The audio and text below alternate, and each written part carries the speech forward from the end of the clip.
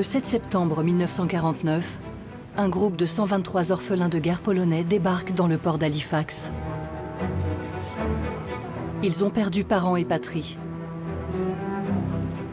Ils rêvaient d'un retour en Pologne, mais c'est au Canada qu'ils s'apprêtent à vivre. Un garçon de 19 ans déclare à un journaliste « Je suis très content d'être ici. Nous aimons beaucoup notre pays, mais maintenant, ce n'est plus notre pays. » Depuis presque 10 ans, ces garçons et ces filles sillonnent le monde.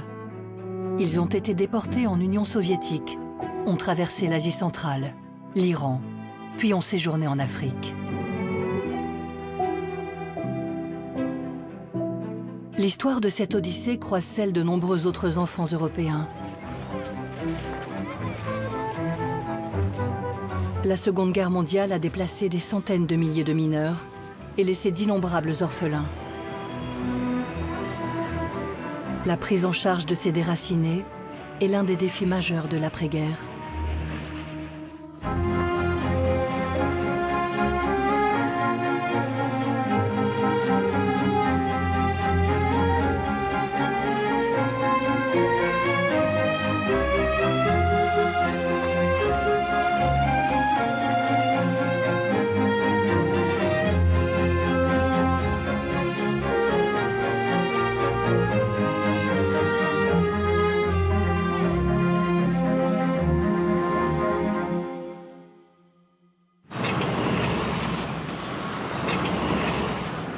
Le 22 septembre 1939, la Wehrmacht et l'Armée rouge défilent ensemble, à Brest-Litovsk, dans l'est de la Pologne. 3 semaines à peine après l'entrée des forces allemandes en Pologne, et quelques jours après l'invasion soviétique, l'Allemagne et l'URSS se partagent son territoire.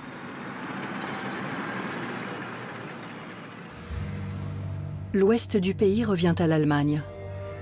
En échange, l'Union soviétique a les mains libres en Pologne orientale et dans les 3 pays baltes, Estonie, Lettonie et Lituanie.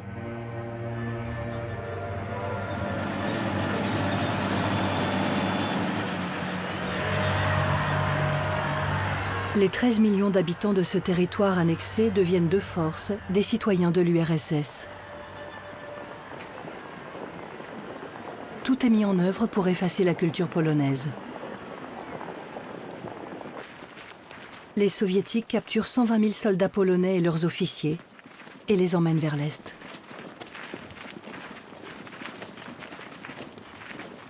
Neuf mois après la Pologne, l'Armée rouge occupe les pays baltes. Les habitants subissent le même processus de soviétisation que leurs voisins.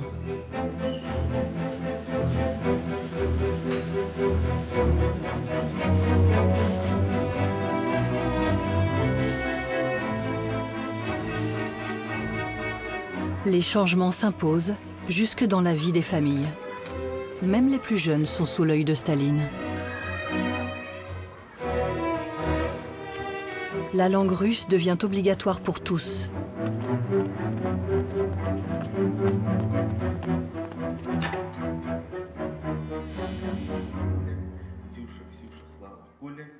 Les arrestations s'enchaînent. Dans la logique soviétique, les proches d'un ennemi du peuple, y compris ses enfants, sont des ennemis. Dès février 1940 en Pologne, et un an plus tard dans les pays baltes, des opérations de déplacement forcé sont organisées.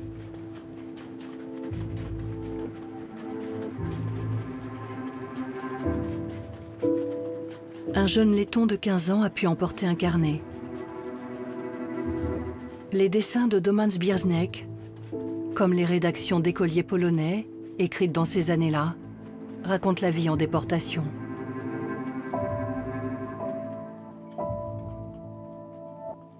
Eugeniusz, 10 ans, a été déporté de Sokal près de Lvov. Il témoigne. 6 soldats russes sont venus chez nous et nous ont ordonné de faire nos bagages. J'ai eu peur. Je me suis enfuie dans l'étable et je me suis cachée sous l'auge.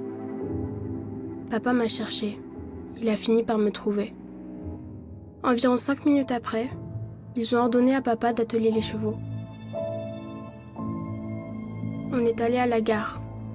On nous a montré un wagon de marchandises.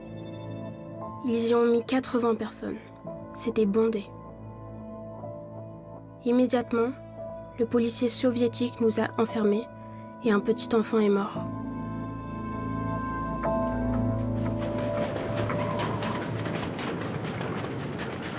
Entre 1940 et 1941, environ 450 000 personnes seront déportées en Union soviétique. Parmi elles, 150 000 auraient moins de 18 ans. Aina Rose, 14 ans, déportée de Lettonie, dessine les conditions de vie dans son wagon.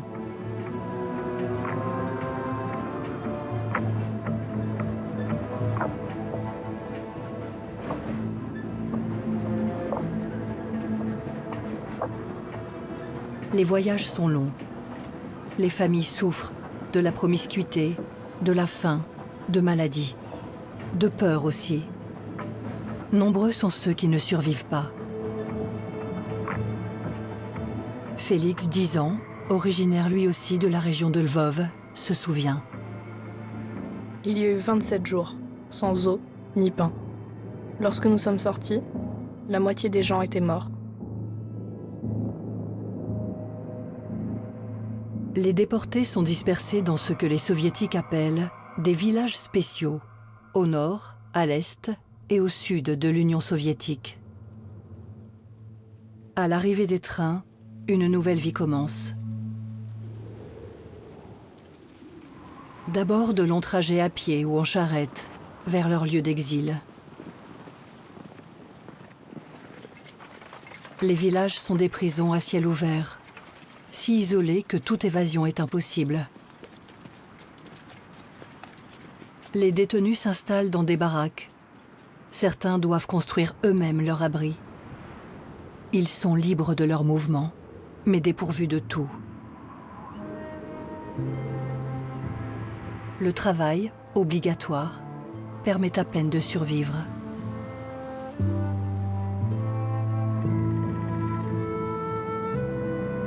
Valenti, 10 ans, né à Grodno, écrit « Nous avons été placés dans des baraquements.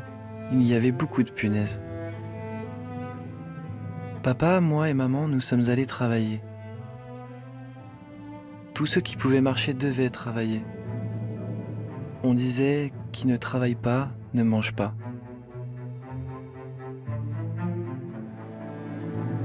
Anka, déporté à 9 ans de Bialowieza. Les gens vendaient tout ce qui leur restait. Et c'est comme ça qu'ils vivaient. Papa, qui travaillait dur, ne gagnait même pas de quoi avoir du pain.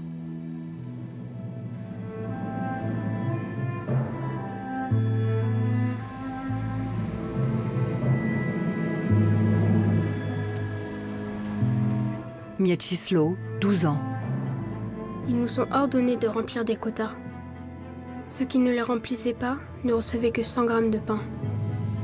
Et ils ont forcé ma mère à travailler comme ça, sans vêtements chauds. Et elle est morte de froid.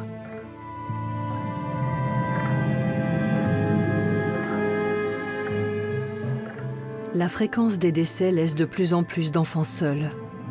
Ils sont placés dans des orphelinats où ils sont élevés pour devenir soviétiques. Dans les écoles, l'enseignement cherche à éradiquer leur culture balte ou polonaise. Władysław, 14 ans. Nous étions obligés d'aller à l'école. Ceux qui refusaient étaient enfermés dans les toilettes et privés de nourriture. La première fois que nous y sommes allés, on s'est moqué de nous et on nous a battus. Quand un Polonais disait que Dieu existe, il était tabassé.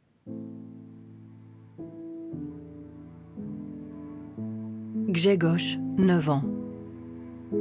Ils ne nous autorisaient pas à porter des médailles religieuses. Un professeur a arraché sa médaille à un garçon. Il l'a jetée à la poubelle. Le garçon l'a ramassée et l'a remise à son cou.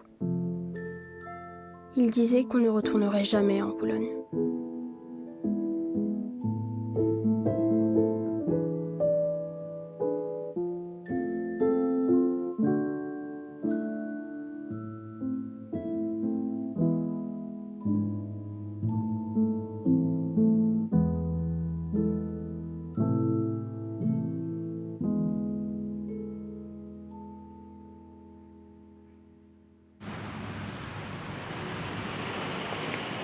Dès l'invasion de la Pologne, ses deux alliés, la France et la Grande-Bretagne, sont entrés en guerre.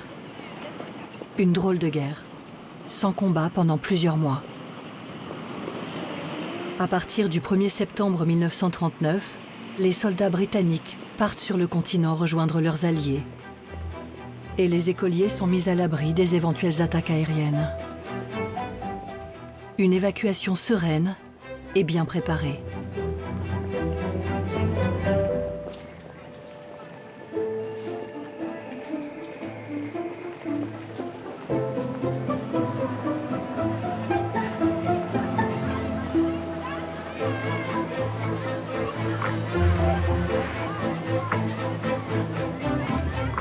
Ils sont plusieurs milliers à partir vers les zones rurales. L'occasion pour ces petits citadins de peaufiner leurs connaissances en sciences naturelles. Where are you? Mrs. Hiscock's on the farm. What do you do there? Oh, I milk the cows. Milk the cows, is it? Yes, sir. What else do you do? Oh, I'll feed the pigs. Well, George, what have you done since you've been here? Well, I've seen, a rabbit.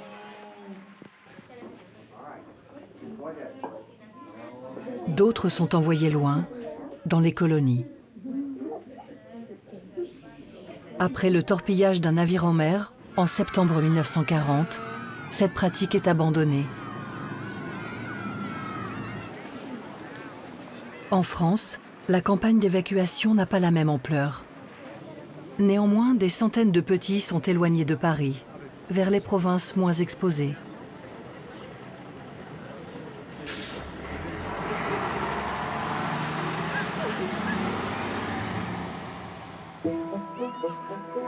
Depuis la Première Guerre mondiale, la question de la protection des mineurs en temps de conflit se pose. Dès 1917, la France crée le statut de pupille de la nation pour prendre en charge les orphelins. Peu après, deux sœurs britanniques, Eglantine Jebb et Dorothy Buxton, élargissent la question à l'international. Elles dénoncent les effets, sur les plus petits, du blocus maritime imposé à l'Allemagne.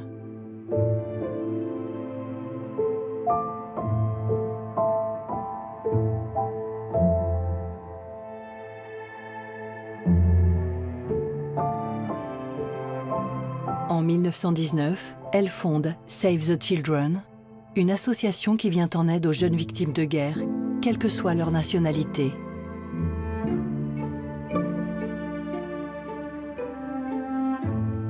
Dans l'entre-deux-guerres, le bien-être et l'intérêt de l'enfant sont au cœur des travaux de nombreux psychologues et pédagogues, comme l'italienne Maria Montessori et le polonais Janusz Korczak.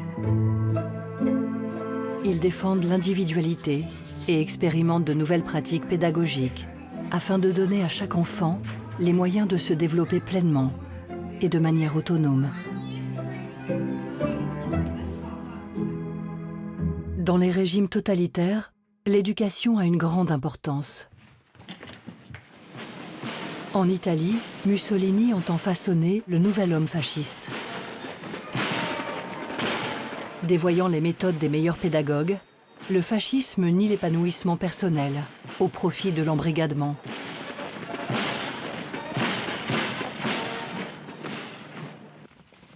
Les autorités s'immiscent dans la vie dès le plus jeune âge, afin d'enraciner leurs valeurs. Peu à peu, les Jeux se transforment en formation pré-militaire.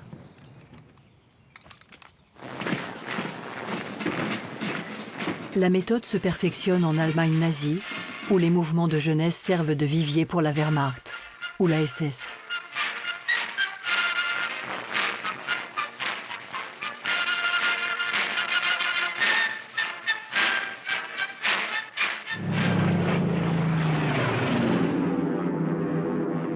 Au printemps 1940, l'attaque allemande met fin à la drôle de guerre. Les pays de l'ouest de l'Europe, le Danemark, la Norvège, les Pays-Bas, la Belgique, le Luxembourg et la France s'inclinent un à un. La débâcle est totale.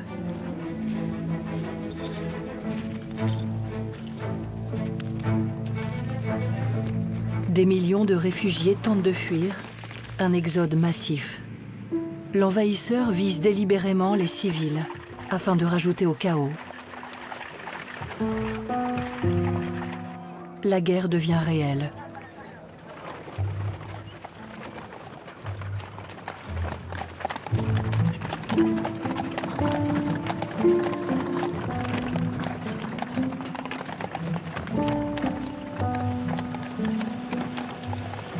Les dessins d'une classe de primaire révèlent les images gravées dans les mémoires.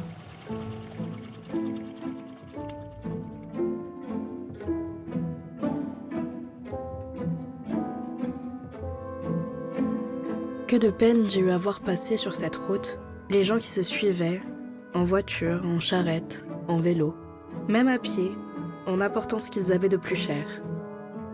Ils n'ont pas de but, pourvu qu'ils soient à l'abri.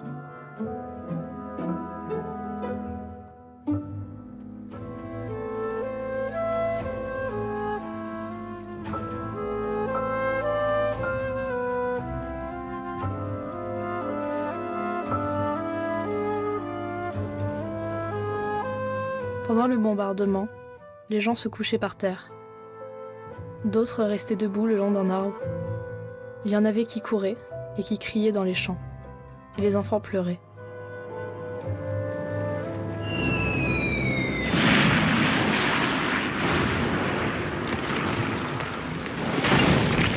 Sous les bombardements, 10 000 personnes perdent la vie. De nombreuses familles sont séparées. Selon la Croix-Rouge internationale, 90 000 mineurs se sont perdus durant l'exode.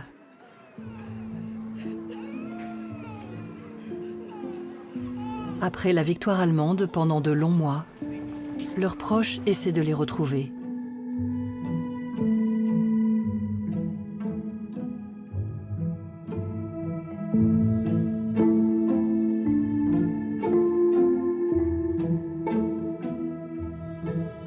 Ces recherches sont parfois couronnées de succès. Et si des enfants restent seuls, des institutions sont encore en mesure de les accueillir.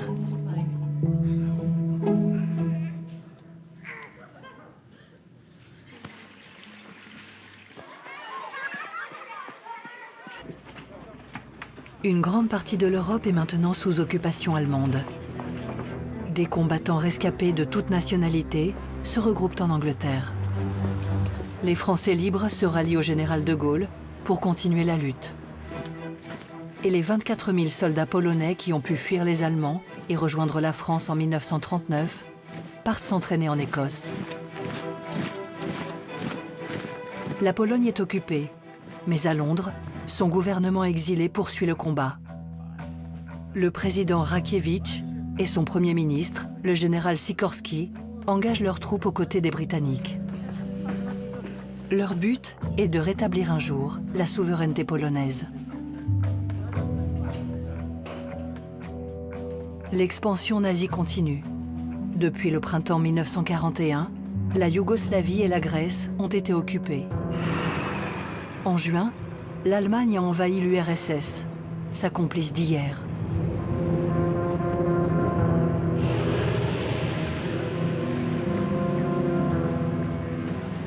L'armée rouge recule devant la Wehrmacht, apparemment invincible.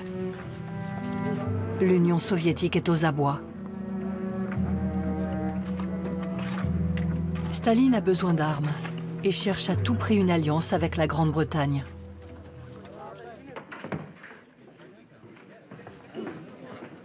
Londres négocie. Des armes, oui, mais avec une contrepartie. Le 31 juillet 1941, l'ambassadeur soviétique à Londres, Ivan Maïski, et le général Sikorski signent des accords qui prévoient la libération des soldats capturés en 1939, la formation d'une armée polonaise qui combattra aux côtés de l'armée rouge et une amnistie générale pour tous les citoyens polonais privés de liberté en Union soviétique. Maïski réceptionne les premiers chars britanniques en septembre.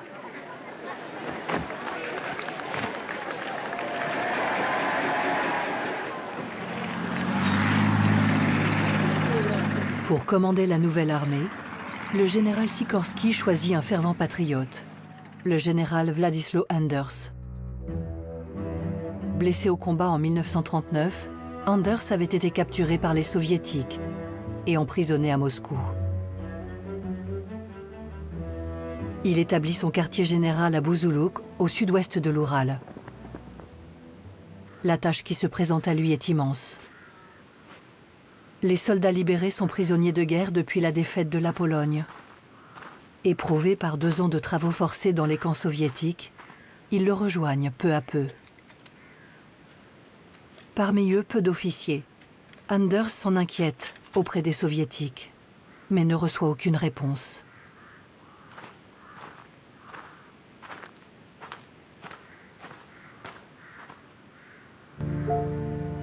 Dans les villages spéciaux, certains officiels cachent l'amnistie aux civils polonais. La nouvelle ne leur parvient que lentement. Ils ne reçoivent aucune aide pour partir. La plupart souhaitent rejoindre l'armée Anders à Buzuluk pour s'enrôler ou se placer sous sa protection.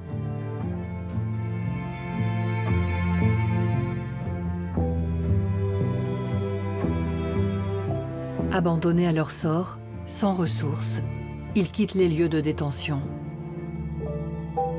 À pied, en camion, en train, en bateau, ils voyagent pendant des semaines, d'un endroit à l'autre, au gré des transports, rares et irréguliers. Ils s'éparpillent dans les républiques soviétiques d'Asie centrale, où Anders a installé plusieurs cantonnements. Le jeune Valenti témoigne. Nous avons voulu partir, mais le commandant ne nous a pas donné de chevaux. Alors, nous avons porté nos affaires sur le dos pendant 30 km jusqu'à la gare. De là, nous sommes allés à Kouïbychev, où il y avait un avant-poste polonais. Stanislaw, 14 ans. Les gens mouraient de faim et de froid. Ils ont jeté les cadavres dans les fossés. Les Russes ne nous ont pas laissé les enterrer. Au 3e arrêt, maman est morte. Et ils l'ont jetée du train. Une fois de plus, les maladies achèvent les plus faibles. Des familles se perdent. De nouveaux enfants seuls s'ajoutent au groupe de petits Polonais récupérés dans les orphelinats soviétiques. Janusz, 12 ans. Personne ne voulait de nous. La faim, les poux et le typhus nous accompagnaient.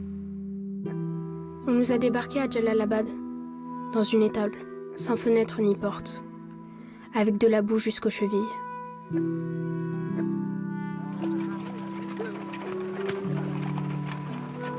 Stanisław. Nous sommes allés au Kazakhstan, et là, ils nous ont répartis dans différents kolkhozes. Nous n'avions ni vêtements, ni pain, et nous marchions nus et affamés. Nous avons dû apprendre à voler pour survivre.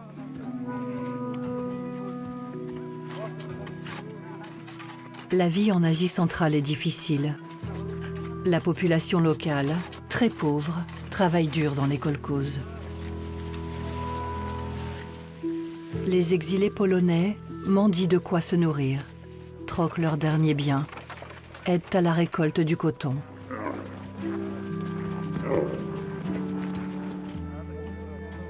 Progressivement, les civils se rapprochent des camps de l'armée Anders.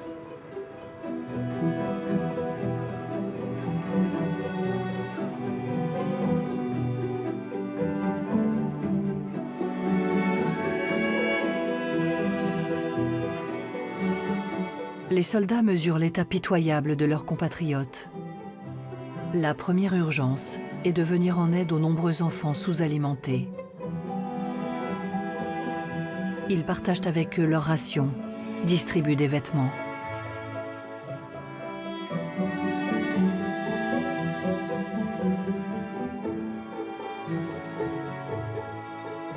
Les relations entre le général Anders et Staline se dégradent.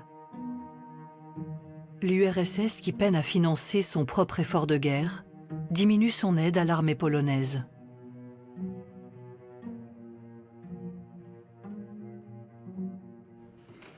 Anders préférerait combattre aux côtés de l'armée britannique, qui a besoin de renforts au Proche-Orient. Soutenu par le général Sikorsky et Winston Churchill, il négocie le transfert de son armée vers l'Iran, d'où il pourra rejoindre les forces alliées.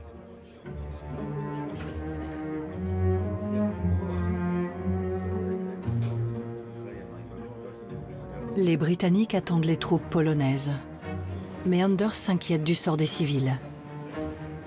Les abandonner sur place serait les condamner à mort.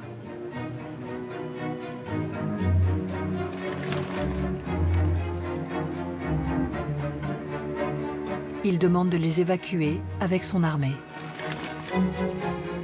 En attendant, des orphelinats et des écoles sont créés.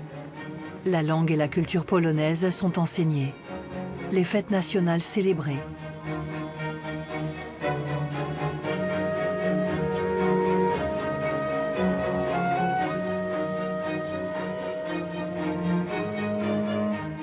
Pour Anders, qui pense déjà à la reconstruction de la Pologne, les enfants assureront l'avenir du pays.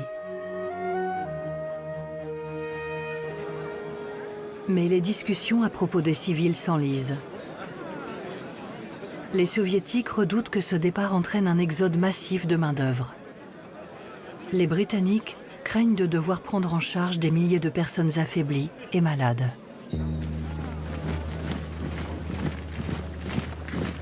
Le 24 mars 1942, un premier bateau chargé de soldats et de civils appareille du port de Krasnovodsk pour traverser la mer Caspienne. 2 jours plus tard, l'ambassadeur polonais à Moscou demande à Anders d'agir discrètement. Le lendemain, le général Sikorsky télégraphie. « Je vous demande d'arrêter immédiatement l'évacuation des familles, car cela pourrait entraîner la fermeture de la frontière par les Britanniques. » Anders passe outre ordre et conseil et poursuit l'évacuation des militaires et des civils vers le port de Pahlavi en Iran.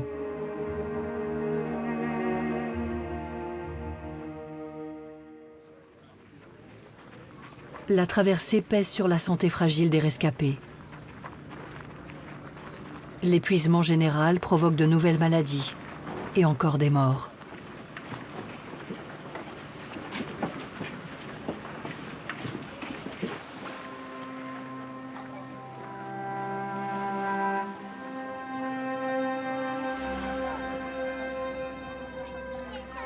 D'un camp de transit, Pahlavi devient un gigantesque lieu de quarantaine.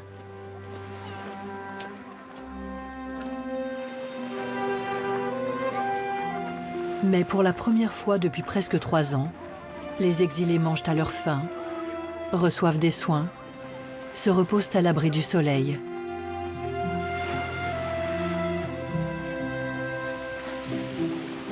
Les plus petits se remettent à jouer.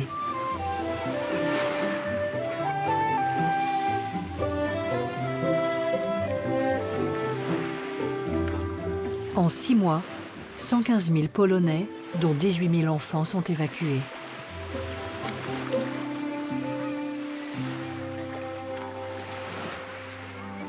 Sans l'acharnement du général Anders, les familles des militaires, les civils et les orphelins polonais seraient restés bloqués en Union soviétique.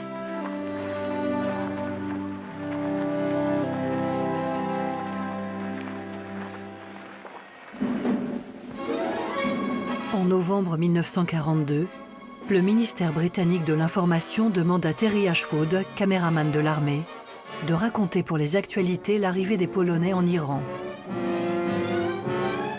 This is only one of the major crimes against humanity that Germany must answer when the war is won. A monstrous injustice has oppressed the weak since Hitler came to power. This pathetic group of outcasts fled from Poland. They journeyed through western Russia and across the great Caucasus Mountains, until at last they have come into Persia, where camps have been set up for their relief.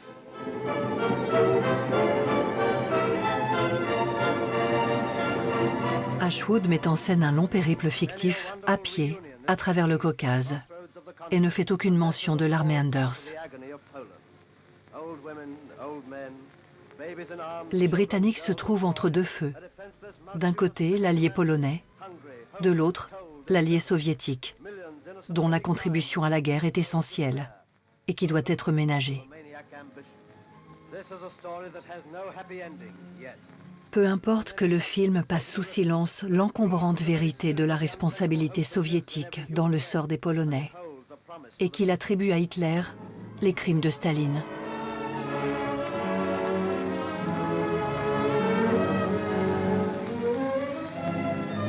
En réalité, les civils polonais arrivés par la mer quittent Pahlavi en camion et s'installent dans des camps à Téhéran.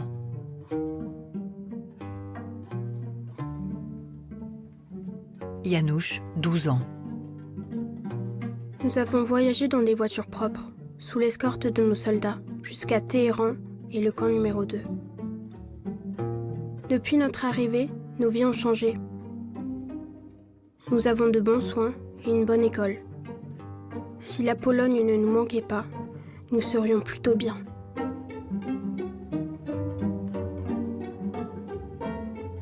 Stanisław, 14 ans.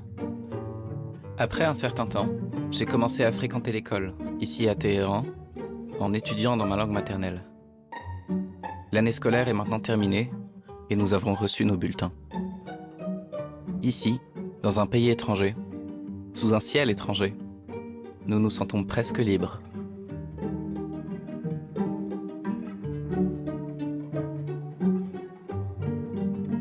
Certains enfants isolés sont placés dans des orphelinats. À Ispahan, l'accueil est particulièrement chaleureux. La population locale, des sœurs catholiques, une association américaine, le Shah d'Iran lui-même, s'occupent de leur bien-être. Un photographe local, Abolgassem Jalla, réalise les portraits de ces jeunes éprouvés.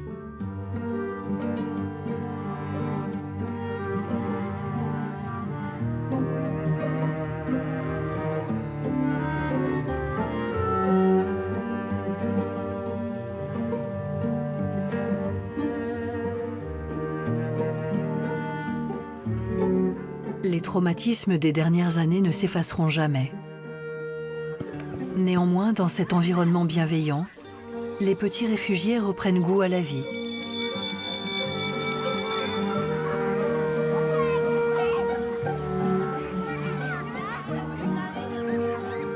Entre enseignement et loisirs, et dans une ambiance polonaise soigneusement cultivée, ils connaissent enfin un répit.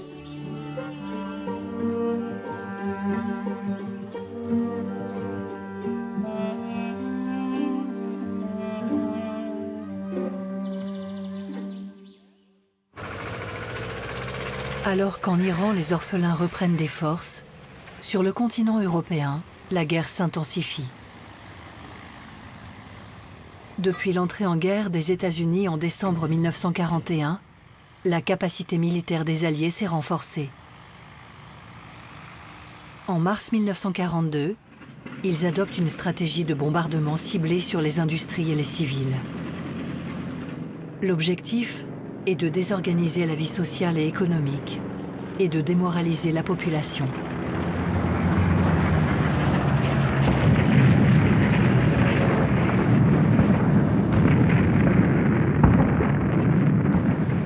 Dans la nuit du 30 au 31 mai 1942, la ville de Cologne est victime d'un premier raid de 1000 bombardiers.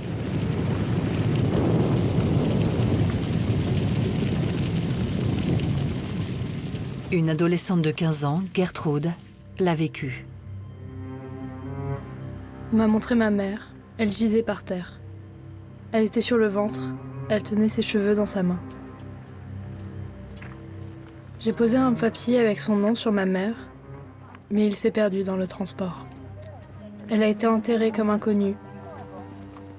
Beaucoup de gens sont partis pour l'éternité. Je n'oublierai jamais cette nuit.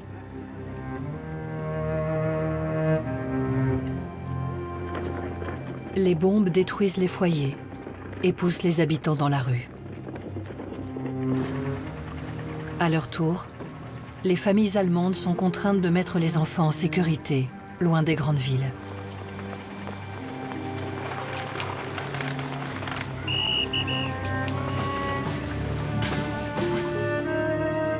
Gênes, Turin, Milan, les régions industrielles du nord de l'Italie subissent elles aussi les bombardements.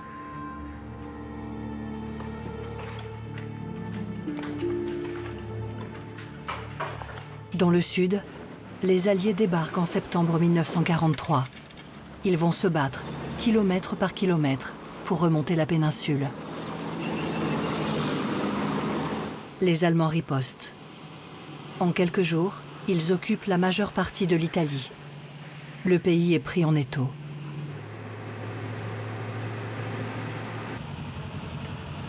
Les Italiens se divisent entre ceux qui soutiennent encore Mussolini et les Allemands et les partisans des Alliés.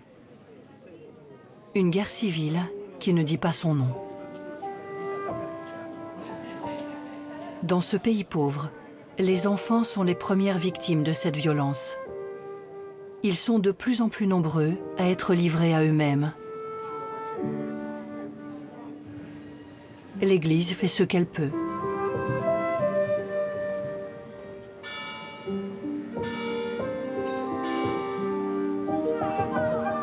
Dans la rue, les gamins apprennent vite que pour survivre, il faut se débrouiller seul.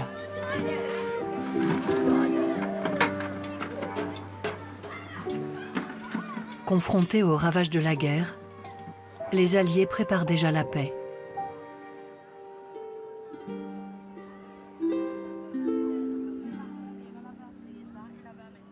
Le 9 novembre 1943, 44 pays, dont l'Union soviétique, créent l'Administration des Nations Unies pour le secours et la reconstruction, l'UNRWA. Sa vocation, éviter une crise humanitaire comme celle qui a suivi la Première Guerre mondiale, en venant en aide aux victimes dans les territoires sous contrôle allié dès la fin des hostilités. Il faudra subvenir aux besoins essentiels et ensuite organiser le rapatriement des déplacés de tous âges et de toute nationalité, à une exception près. Les ressortissants des pays ennemis n'auront pas droit à son aide. We will be confronted with a spectacle of nation after nation, dangerously undernourished, menaced with disease, in dire need of food, of medicines, clothing, and shelter. We have been called upon twice, within the span of a lifetime, to devise a peace in which all men can live in freedom from fear and from want. We failed once. We dare not fail again. La même année, l'association Save the Children publie Enfants enchaînés, un rapport qui expose les violations des droits de l'enfant dans l'Europe occupée. Hommes, femmes et enfants sont envoyés séparément pour travailler en Allemagne. La famille est ainsi complètement éclatée. Et ce, quelle que soit la situation, sans aucune exception. On connaît des cas de femmes enceintes et de mères de plusieurs enfants ainsi déportés.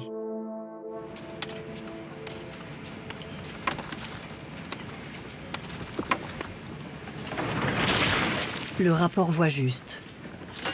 Les Allemands déplacent de force de jeunes adolescents polonais, ukrainiens, biélorusses et baltes pour les faire travailler avec leurs compatriotes adultes dans les usines et sur des chantiers, comme ici, sur le port de Hambourg.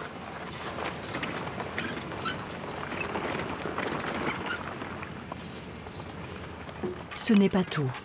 Le rapport poursuit.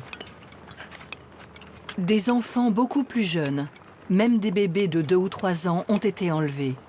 Ils seraient des milliers. On pense que l'intention est de les germaniser complètement. Ces informations aussi sont exactes. Heinrich Himmler, chef suprême de la SS, a pour obsession l'expansion de la race aryenne.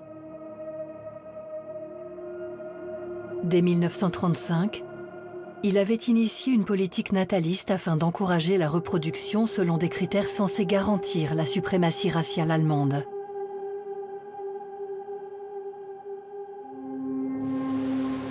L'année suivante, les centres Lebensborn ont été créés pour recevoir, le temps de leur grossesse, de jeunes mères célibataires de type arien, dont la généalogie a été contrôlée. Leurs nourrissons seront proposés à l'adoption à des familles, soigneusement sélectionnées.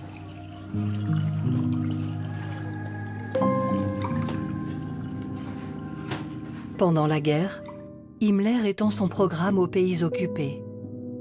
Des centres Lebensborn voient le jour en Norvège, au Danemark, aux Pays-Bas et en Pologne.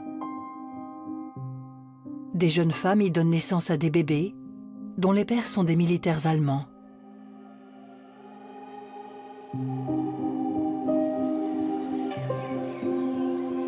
En parallèle, des dizaines de milliers de petits de type arien sont enlevés des territoires de l'Est et emmenés en Allemagne. Eux aussi seront placés dans des familles d'accueil et élevés comme de bons Allemands.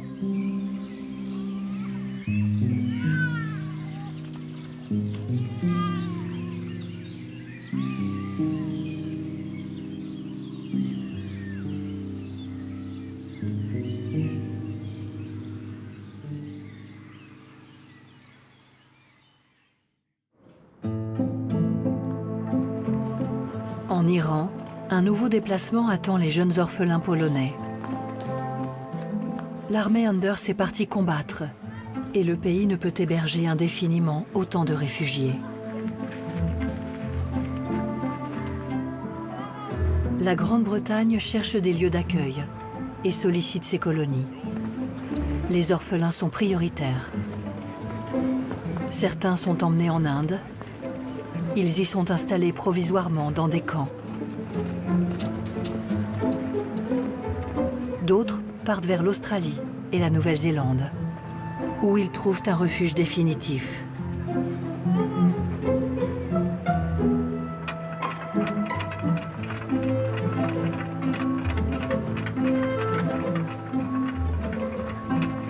Mais fin 1942, l'Afrique britannique devient la principale terre d'accueil des Polonais. Les réfugiés intègrent 22 camps, répartis entre le Kenya, l'Ouganda, le Tanganyika, la Rhodésie et l'Afrique du Sud.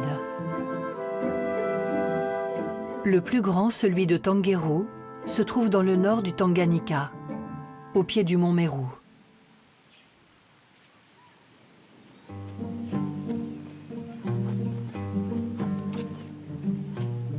Les familles, les enfants seuls dont les parents combattent dans l'armée Anders et les orphelins y trouvent un refuge. C'est une véritable petite ville polonaise de 5000 habitants qui se constitue.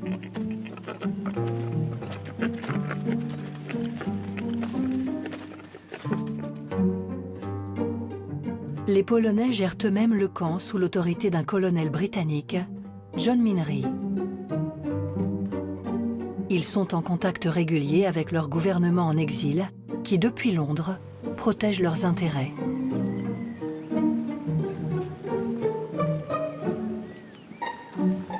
Au Tanganyika, garçons et filles retrouvent une vie structurée par les rythmes propres à l'enfance. Leur routine quotidienne s'organise entre école, tâches ménagères et loisirs.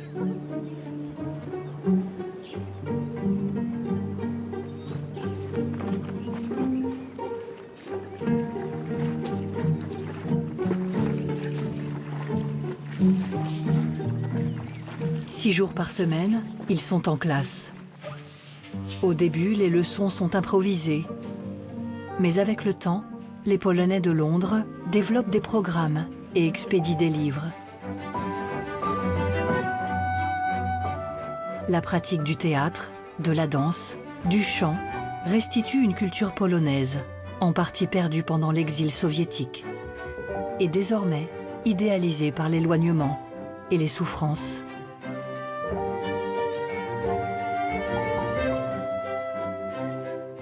Le dimanche, la messe est obligatoire. Les fêtes religieuses sont strictement respectées.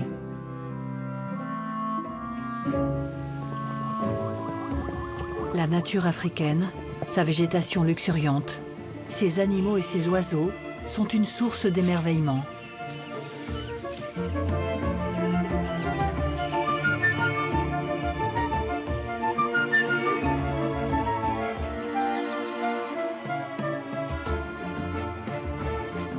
Ces jeunes qui ont connu la faim dévorent avec bonheur les fruits abondants.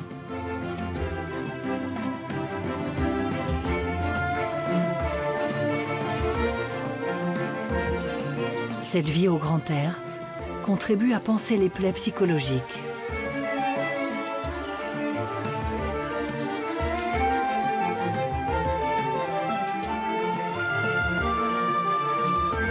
Parfois, les garçons font l'école buissonnière dans la savane, où ils jouent à Tarzan. Ces moments volés créent entre eux des liens étroits et durables. Les orphelins polonais de Tanguéroux se souviendront de leurs aventures dans la brousse, comme d'une parenthèse enchantée.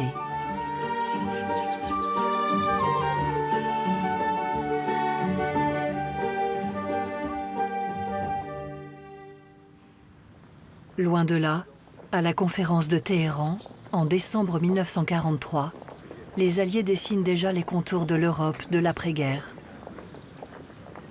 L'équilibre entre les trois grands a changé. Depuis la victoire de Stalingrad, Staline pèse de plus en plus sur les décisions. La Pologne en a déjà fait les frais. Au printemps, les Allemands avaient révélé l'existence de charniers à Katyn en URSS. Les cadavres de milliers de militaires polonais capturés en 1939 avaient été exhumés. Les Polonais de Londres affirment qu'il s'agit d'officiers exécutés par les Soviétiques. Ceux-là même qui faisaient défaut au général Anders. Pour ne pas offenser Staline, les Britanniques et les Américains étouffent l'affaire. Mais leur tergiversation lui donne un prétexte pour rompre les relations diplomatiques avec le gouvernement polonais en exil.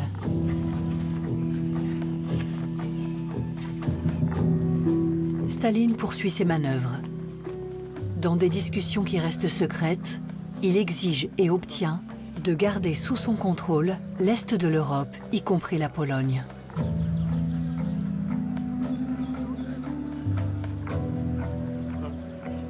Churchill, soucieux de sauvegarder les intérêts stratégiques du Royaume-Uni en Méditerranée, veut conserver la Grèce dans la sphère d'influence britannique.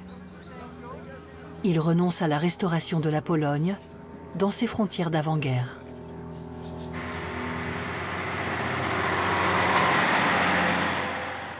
Dans l'ignorance de ce marchandage autour du futur de son pays, l'armée Anders se bat vaillamment en Italie.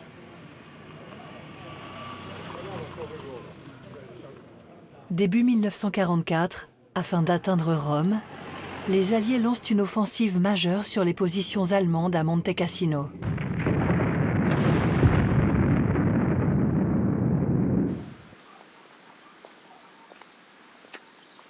Les Polonais participent pleinement au combat. La bataille, meurtrière, dure 4 mois.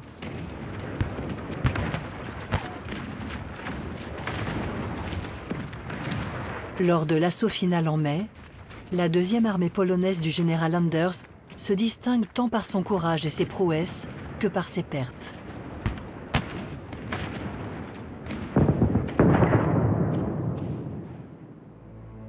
Pour les Polonais dispersés dans le monde, cette victoire est une immense fierté.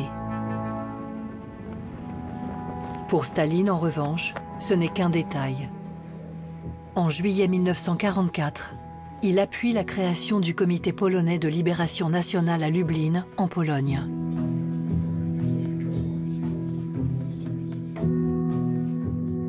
Ce comité déclare le gouvernement en exil, usurpateur et illégal, et se proclame source unique de pouvoir. À la libération de Varsovie en janvier 1945, Staline reconnaît sa légitimité. La Pologne a désormais 2 gouvernements. L'un à Londres, encore reconnu par la Grande-Bretagne et les États-Unis, l'autre à Varsovie, soutenu par l'Union soviétique. La situation se dénoue à la conférence de Potsdam en juillet 1945, quand le gouvernement de Varsovie promet des élections libres en Pologne. Cet emballage démocratique sauve les apparences. L'un après l'autre, les USA, la France et le Royaume-Uni reconnaissent le gouvernement de Varsovie et abandonnent le gouvernement polonais en exil, leur partenaire depuis 5 ans.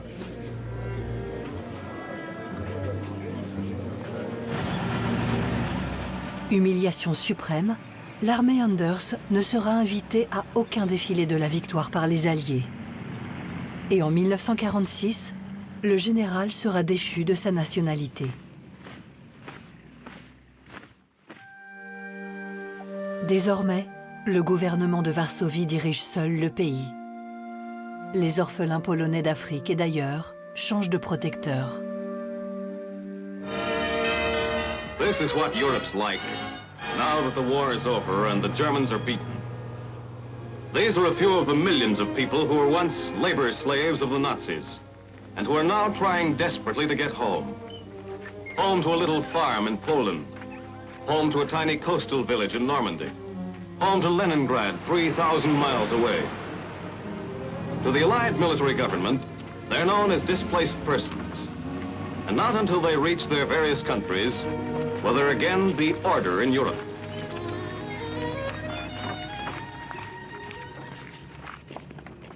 Ces actualités américaines révèlent le chaos qui règne à l'été 1945 en Allemagne.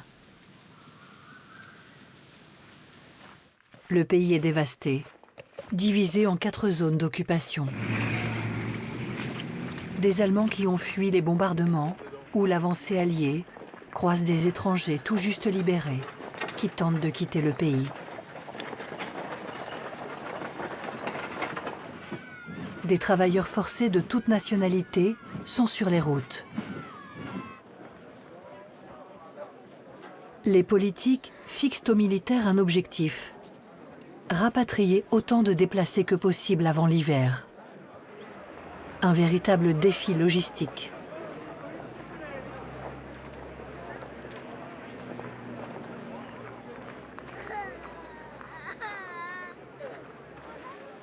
Staline négocie le retour de tous les citoyens de l'URSS, qu'ils le veuillent ou non.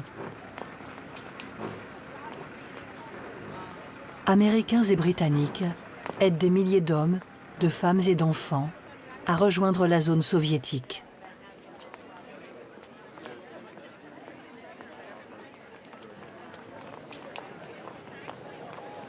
En quelques mois, ils sont 5 millions à quitter l'Allemagne.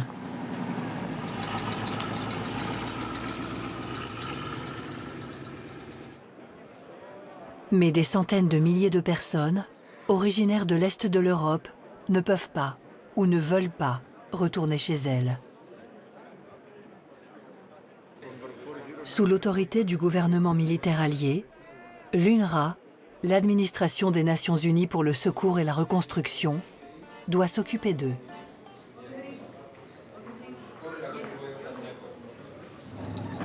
Pendant plusieurs mois, elle pallie les urgences pour éviter la famine qui menace l'Allemagne.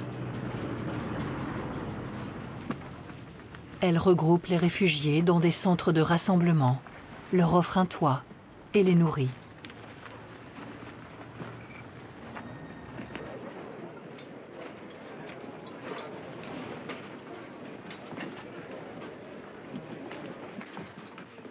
Elle trie les personnes par nationalité afin d'accomplir sa mission de rapatriement des déplacés vers leur pays d'origine.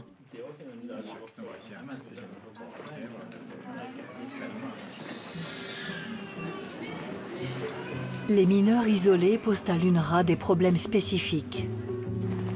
À la fin de l'été 1945, rien que dans la zone américaine, ils sont entre 30 et 40 000.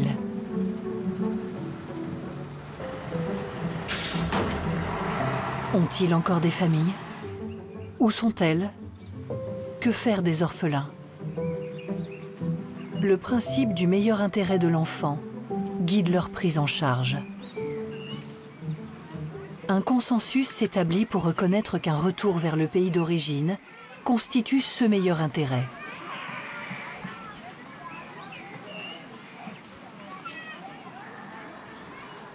Les moins de 18 ans devront être restitués à leur famille ou, à défaut, confiés à leurs autorités nationales.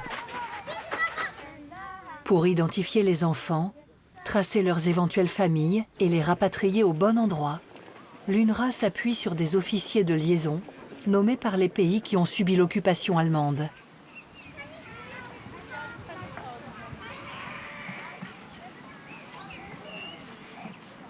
Cependant, le principe du retour n'est pas évident pour tous. Les petits juifs sont peu nombreux en Allemagne. Mais les rescapés de la Shoah, pour qui retrouver la vie d'avant-guerre est impossible, souhaitent qu'ils soient placés avec eux, dans les centres réservés aux juifs.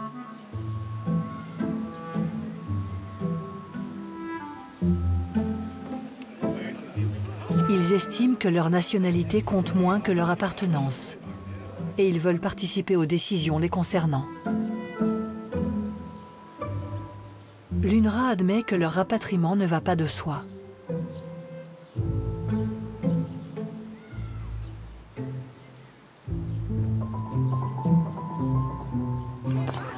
Le mouvement sioniste s'est largement imposé dans les camps.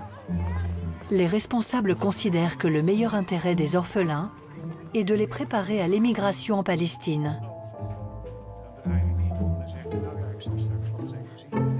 L'enseignement de l'hébreu, les programmes scolaires, sont destinés à susciter leur conscience juive. L'UNRWA ne conteste pas cette intention politique. Pourtant, la question est sensible. Les Britanniques gèrent la Palestine mandataire et exercent un contrôle rigide sur l'immigration juive. Les Américains mettent leurs alliés sous pression en soutenant l'Agence juive pour la Palestine, qui demande 100 000 visas pour les survivants des camps.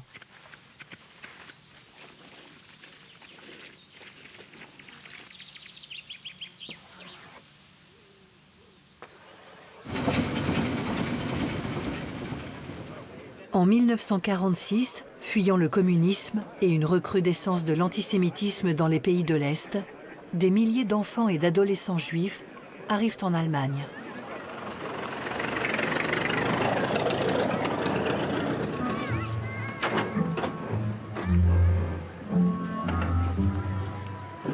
Ces jeunes sont à la fois vulnérables et endurcis, souvent méfiants envers les adultes.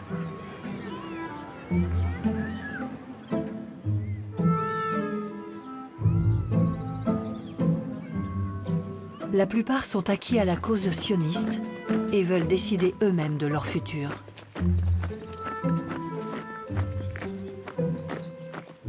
Pour les soutenir, les Américains exproprient des fermes allemandes, où les jeunes vivent en kibbutz.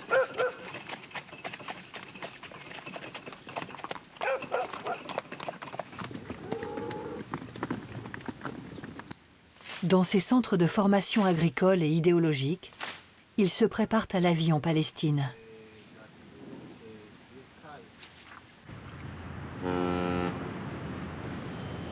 Les États-Unis, de leur côté, acceptent d'accueillir des orphelins juifs en nombre limité. Ils proposent de leur trouver des parents adoptifs ou de les réunir avec des membres de leur famille.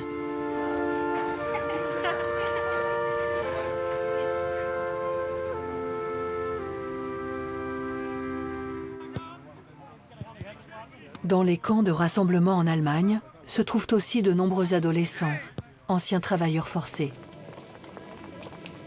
Une nouvelle fois, le principe de rapatriement est délicat. Ils ont vécu et œuvré pendant les années de guerre comme des adultes. Ils ont grandi et veulent être maîtres de leur avenir. Ils sont lituaniens, estoniens, lettons, ukrainiens occidentaux, et les nouvelles autorités de leur pays d'origine demandent leur retour.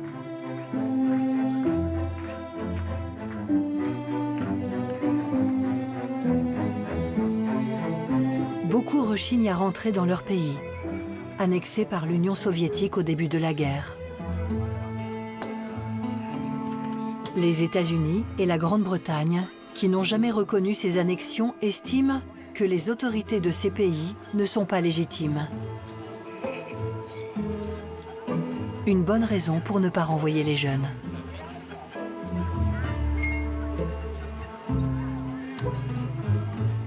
Les tensions de la guerre froide qui font surface se cristallisent autour de la question des enfants en bas âge.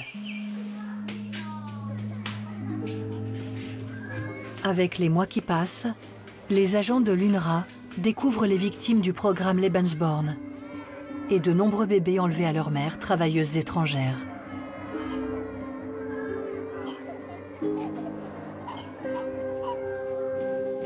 Des milliers de petits ont été placés dans des orphelinats allemands ou dans des familles adoptives.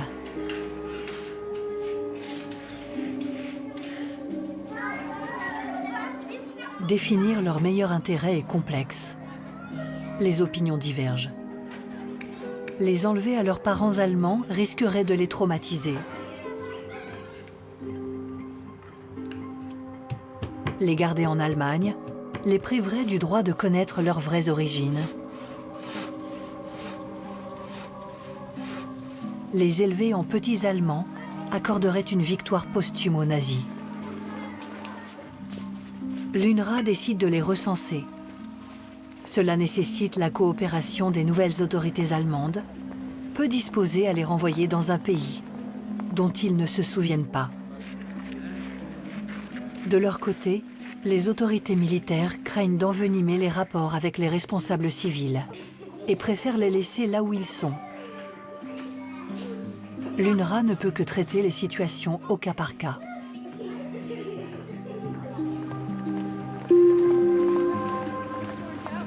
La question du meilleur intérêt de l'enfant se pose aussi dans les pays anciennement occupés, où sont nés des milliers de bébés de pères allemands.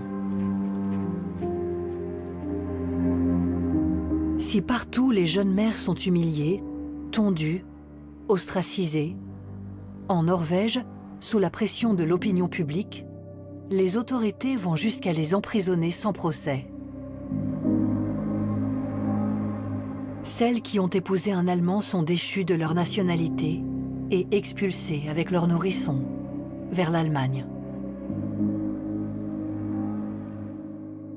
Mais des milliers de bébés restent abandonnés dans les centres Lebensborn. D'autres vivent avec leur mère célibataire, exclus de la société.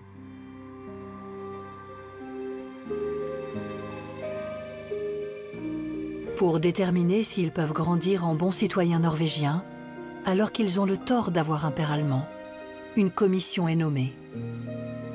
Elle consulte Ornulf Odegaard, psychiatre renommé, qui déclare que de nombreuses mères sont atteintes d'une déficience mentale, dont 50 à 60% des enfants auraient hérité. Cet avis alimente une polémique dans la presse. Le docteur Johann Ries renverse la hiérarchie raciale nazie avec une métaphore digne de ces derniers. Penser que de tels enfants puissent être élevés en bons citoyens norvégiens, c'est comme espérer voir un rat de cave se transformer en cochonnet.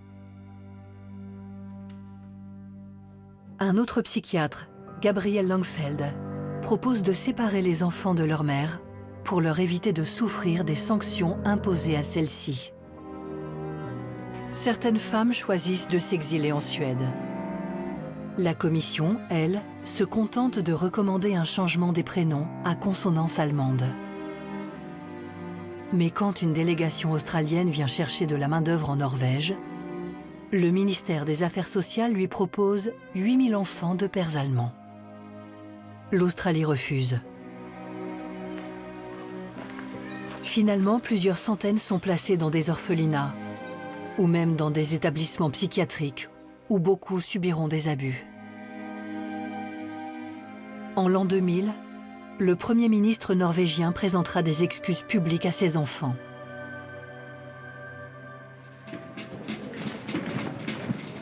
Pour le nouveau gouvernement polonais, en revanche, chaque enfant compte.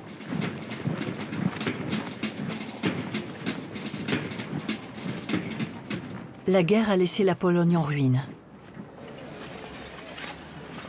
Les nazis ont pillé le pays. L'infrastructure industrielle est détruite. La société civile déchirée. La reconstruction a besoin de bras.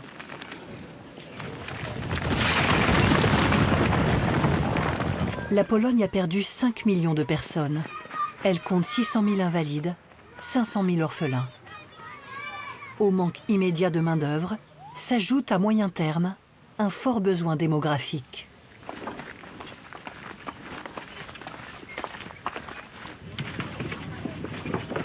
Le gouvernement évoque l'intérêt national pour faire revenir les militaires et les civils polonais qui ont passé la guerre à l'étranger.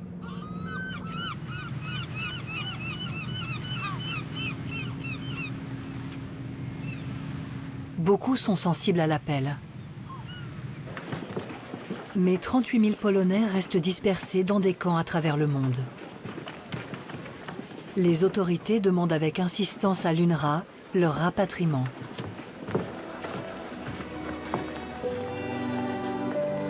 En ce qui concerne les mineurs isolés, elle considère que, où qu'ils soient, ils relèvent de leur responsabilité et doivent revenir.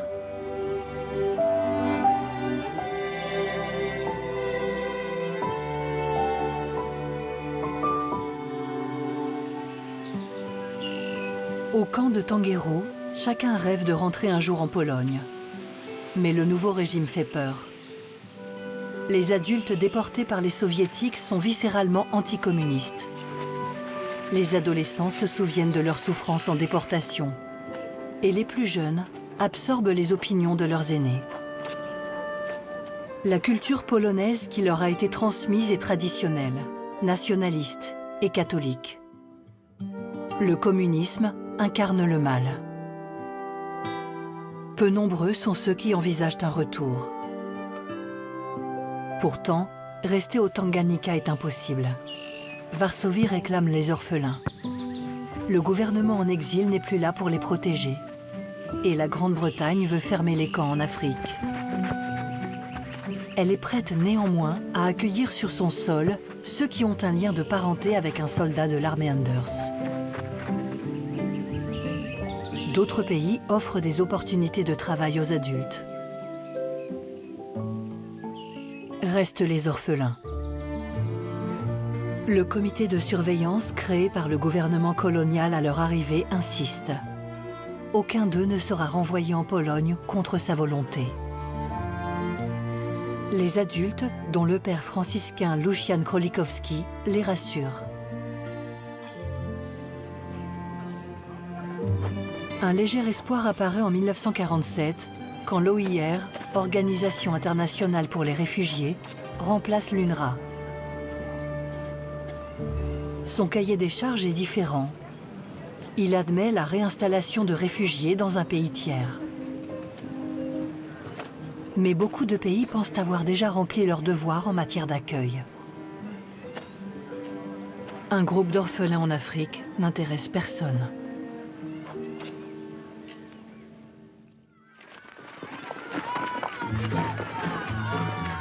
Dans l'Europe d'après-guerre, les enfants seuls sont partout.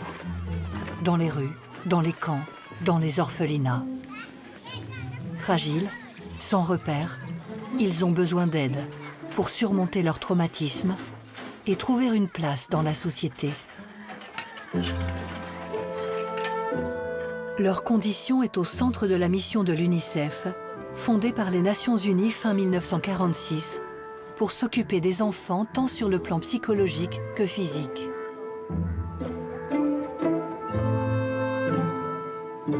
Pour se faire connaître, l'UNICEF publie Enfants d'Europe, un livre de photos qui est l'œuvre de David Seymour, surnommé Chim, un photographe d'origine polonaise dont le travail sur les enfants pendant la guerre d'Espagne avait été remarqué.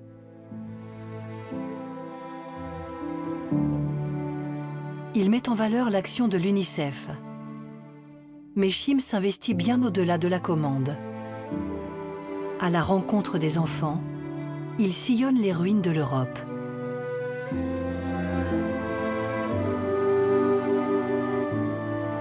Ces photographies montrent l'impact dévastateur de la guerre sur eux. Elles dévoilent le trauma et la défiance.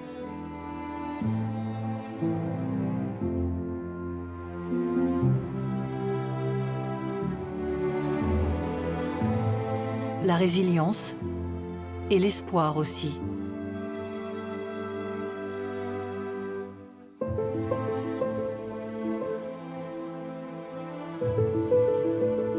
À Varsovie, où Chim apprend la mort de ses parents dans le ghetto d'Odwok, il photographie la détresse de Tereska, qui dessine sa maison sous les bombes.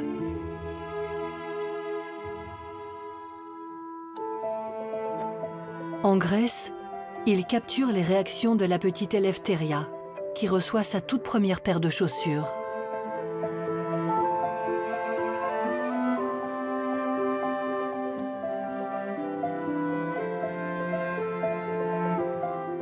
Chim préface le livre d'une lettre imaginaire adressée comme un appel à l'aide aux adultes. Nous, les enfants traumatisés, pourrons encore oublier ce que nous avons vu, ce que vous nous avez obligés de voir. Nous, les enfants sans toit, n'avons que nos semblables pour famille. Et vous, les adultes pour patrie. Faites-nous une place dans votre monde. Bientôt, nous serons de grandes personnes. Ne nous abandonnez pas une seconde fois. Nous désespérerions alors de l'idéal pour lequel vous vous êtes battus.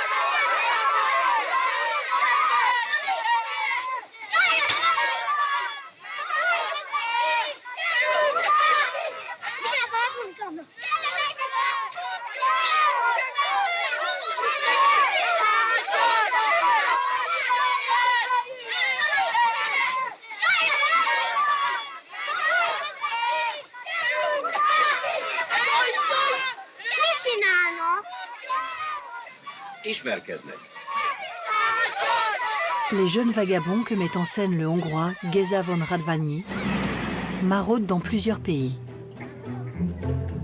Comme Chim, avec sa lettre imaginaire, le cinéaste se fait leur porte-parole.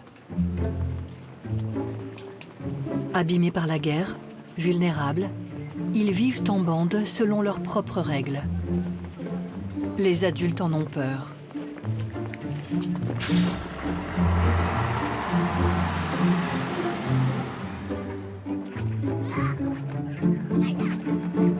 Leur futur devient un problème de société. En Italie, les religieux sont parmi les premiers à chercher des solutions pour les réintégrer dans la société. Qui soprattutto si lascia una grandissima libertà ai ragazzi in modo da permettere a loro di esprimere le tendenze naturali. L'educatore vive sempre con loro senza però far pesare il suo indirizzo direttivo. Ce prêtre présente le village pour enfants fondé par Don Antonio Rivolta à Civitavecchia près de Rome.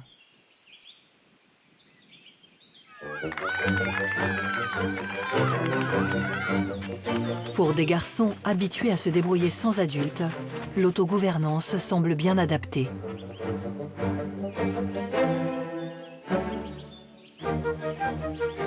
Le village possède son maire et son tribunal, son journal et sa banque. Sa monnaie aussi. Le travail est rémunéré.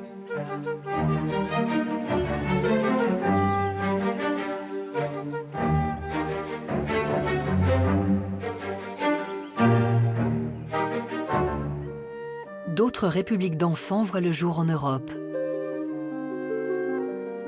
Les garçons et les filles de la République de Moulin-Vieux en France produisent collectivement une bande dessinée. Ils y expriment leurs inquiétudes. Faux. Lors de la grande rafle à Marseille en février 1943, toute sa famille est déportée.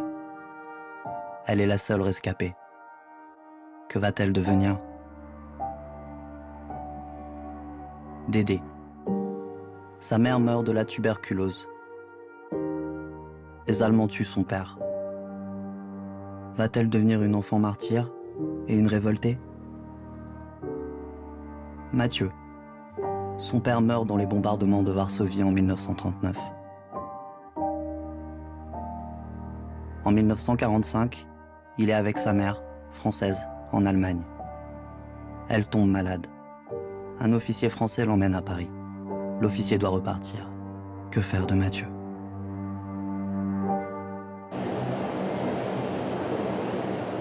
L'intellectuel pacifiste suisse Walter Corti fonde à Trogen un village qui accueille plus de 200 orphelins de divers pays.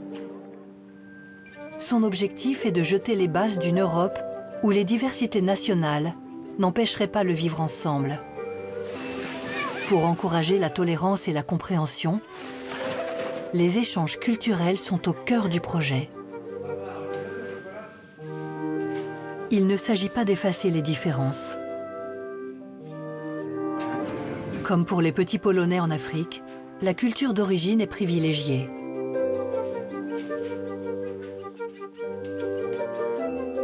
Garçons et filles vivent en groupes nationaux, encadrés par des adultes, parlant leur langue maternelle.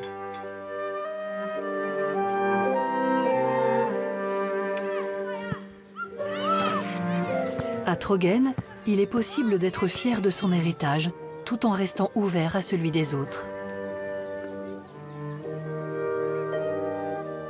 Pourtant, en Europe, les clivages idéologiques se confirment. Les relations entre pays se durcissent. En juillet 1948, l'UNESCO organise à Trogen une conférence internationale au sujet des enfants victimes de guerre. À cette occasion, le diplomate polonais Roman Rabar détaille les souffrances infligées par les nazis. Il ne fait aucune référence aux déportations opérées par les soviétiques. Il ajoute « Aux enfants qui ont perdu leur famille, l'État polonais sert de tuteur et de protecteur légal. Chaque enfant représente pour la Pologne la valeur la plus haute. Chaque enfant contribuera à reconstruire le pays dévasté et détruit. »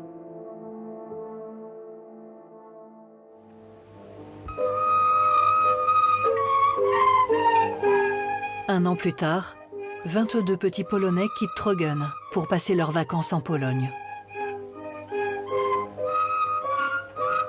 Malgré les promesses des autorités, ils ne reviendront pas. En Grèce aussi, les enfants deviennent un enjeu politique. La droite nationaliste est au pouvoir depuis le retour du gouvernement en exil et de la famille royale. Le roi Paul et la reine Frédérica, qui accèdent au trône en avril 1947, offrent un soutien sans faille aux forces gouvernementales, engagées dans une guerre civile depuis le printemps 1946. Dans le nord du pays, elles combattent l'armée démocratique de Grèce d'obédience communiste. C'est une guerre de guérilla qui frappe durement la population de cette région extrêmement pauvre.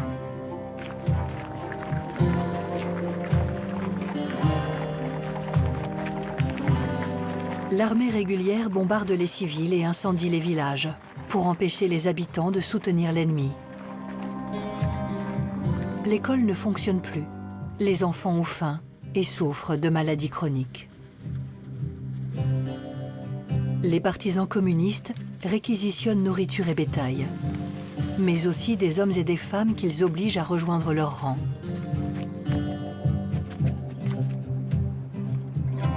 Dans chaque camp, les exactions sont nombreuses.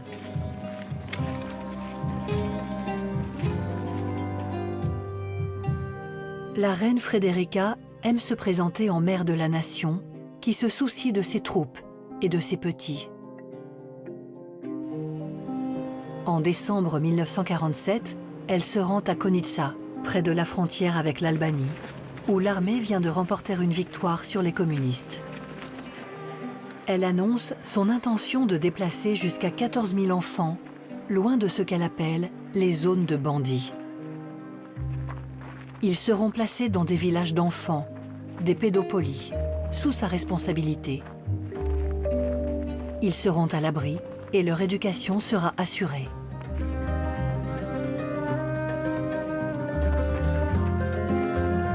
L'armée vient les chercher dans les villages. Certaines familles sont volontaires, d'autres non. Mais peu importe. Les soldats emmènent tout ce qu'ils trouvent. Trajan, 14 ans, a été pris par hasard. Nous avons été emmenés de force. Mes parents ne comprenaient rien. Ils avaient refusé tous les deux. Les soldats étaient armés. Ils ont frappé mes parents. Pauvre maman. Elle a repoussé les soldats. Elle s'est battue. J'avais peur de bouger, peur qu'ils tirent. J'étais mal, mais je ne pouvais rien faire. Je ne voulais pas mettre mes parents en danger. Kostas, 8 ans à l'époque. L'armée grecque est venue nous chercher. Mon père avait d'autres projets, d'autres rêves. Il voulait nous envoyer faire des études à Moscou. Et au lieu de Moscou, je me suis retrouvé dans les pédopolies de la reine Frédérica. Mais les rêves de papa et maman se sont réalisés. J'ai quand même reçu une éducation.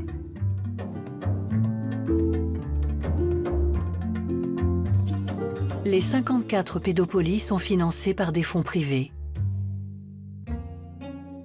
Certains sont confortables, d'autres plus rudimentaires. La discipline est stricte. En accord avec les principes nationalistes de la reine, l'enseignement est centré sur la culture traditionnelle grecque et sur l'idée que dans l'avenir, ces jeunes devront participer à la reconstruction de la Grèce.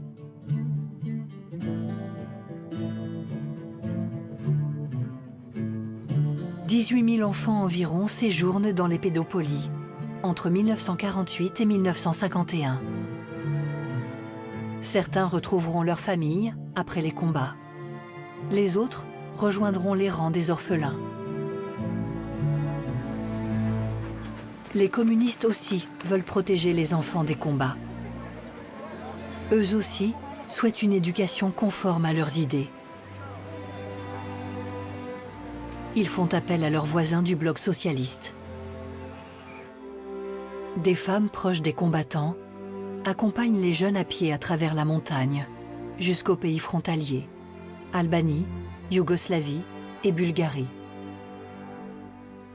De là, ils sont acheminés vers différents centres d'accueil.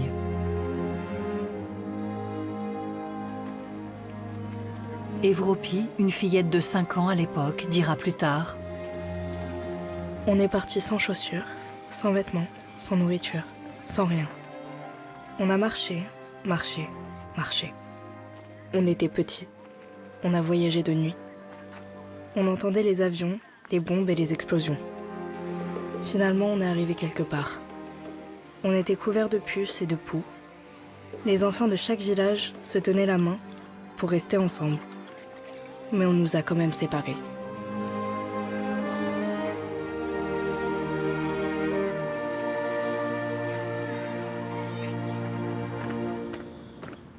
Les orphelinats des pays de l'Est, de Hongrie, Roumanie, Tchécoslovaquie, de Pologne et d'ailleurs, reçoivent environ 20 000 petits Grecs entre 1948 et 1950.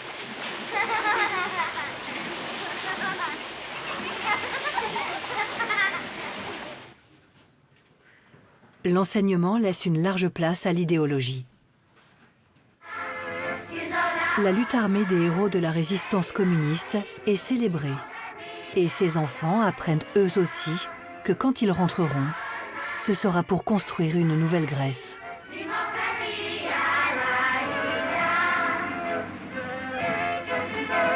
Le gouvernement grec crie à l'enlèvement organisé d'enfants par les communistes et porte l'affaire devant l'ONU.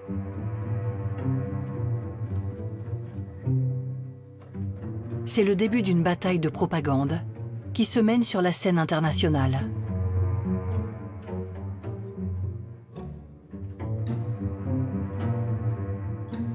À l'ouest, la presse se fait l'écho des accusations de kidnapping. À l'est, ici en Hongrie, les journalistes étrangers sont invités à constater par eux-mêmes les conditions de vie. A külföldi újságírók maguk leplezték le a királypárti fasiszta görög újságírók híreszteléseit.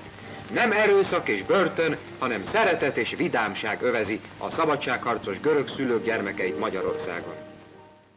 L'UNSCOB, un comité d'observateurs envoyé par l'ONU enquête en Grèce. Il rend un rapport peu concluant. Si certains enfants ont été transférés de force, d'autres ont été évacués avec l'accord de leurs parents.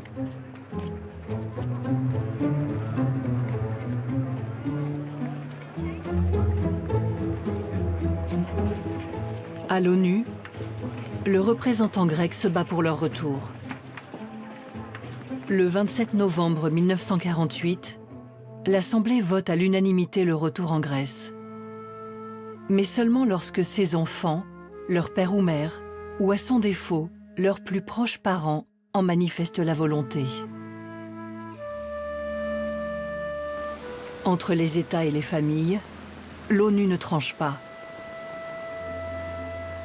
Cette absence de décision n'aide pas l'OIR, Organisation internationale des réfugiés, qui doit s'occuper du sort des orphelins de Tanguero. Au printemps 1949, alors que la fermeture des camps en Afrique est imminente, la Pologne multiplie les pressions. Durant toutes ces années, les orphelins ont grandi ensemble. Être séparés est inimaginable. En outre, ils ne veulent toujours pas vivre dans un pays communiste. Sans solution, l'OIR propose de les transférer en Italie, où ils pourront être examinés par les services d'immigration des éventuels pays d'accueil. Elle s'attire les foudres du comité de surveillance de Tanguero. Celui-ci craint que le gouvernement polonais ne tente d'enlever les enfants et se plaint aux autorités coloniales. Les orphelins qui sont encore ici et qui en 1941 ont été sauvés par miracle de la mort et arrachés aux griffes du NKVD sont maintenant à cause de l'OIR menacés d'être déplacés vers l'Italie, pays affamé et envahi de communistes. Une proposition de Monseigneur Charbonneau, l'archevêque de Montréal, permet de sortir de l'impasse. L'Église catholique de Québec est prête à les accueillir tous et à les prendre en charge jusqu'à leur majorité. Sous l'égide de l'OIR, les jeunes iront en Italie accomplir les formalités nécessaires. Le 3 juin, ils embarquent pour un long voyage. Ils s'arrêtent en Italie, où pendant plusieurs semaines, ils attendent leur visa, puis rejoignent le port de Brême en Allemagne, d'où ils partent pour le Canada. La Pologne, furieuse, se déchaîne et à son tour crie au kidnapping d'enfants. À l'ONU, son représentant, Juliusz Katsuchi, accuse l'OIR d'être une gigantesque agence pour l'emploi dans les pays de l'Ouest. Et le Canada, d'utiliser les réfugiés polonais comme main-d'œuvre bon marché. Cette offensive diplomatique est amplifiée par une intense campagne de presse, dirigée contre l'OIR et les pays de l'Ouest. Décision scandaleuse. L'OIR transfère des enfants polonais au Canada. Travailleurs pas chers. 123 enfants polonais emmenés au Canada par l'OIR. Enfants polonais kidnappés. Kidnappeurs en soutane. Marchands d'esclaves. Les enfants polonais doivent rentrer au pays. En décembre 1949, l'ONU réprimande le Canada, sans conséquence. En 1952, la Grèce ferme ses frontières, empêchant le retour des jeunes Grecs qui résident dans les pays de l'Est depuis la guerre civile. La plupart ne reviendront qu'à l'âge adulte. À l'ouest, les Grecs, à l'est, les Polonais ont instrumentalisé leurs petits citoyens. Dans chaque cas, les tensions politiques de la guerre froide ont empiété sur le meilleur intérêt des enfants, devenu un enjeu dans une confrontation idéologique qui les dépasse.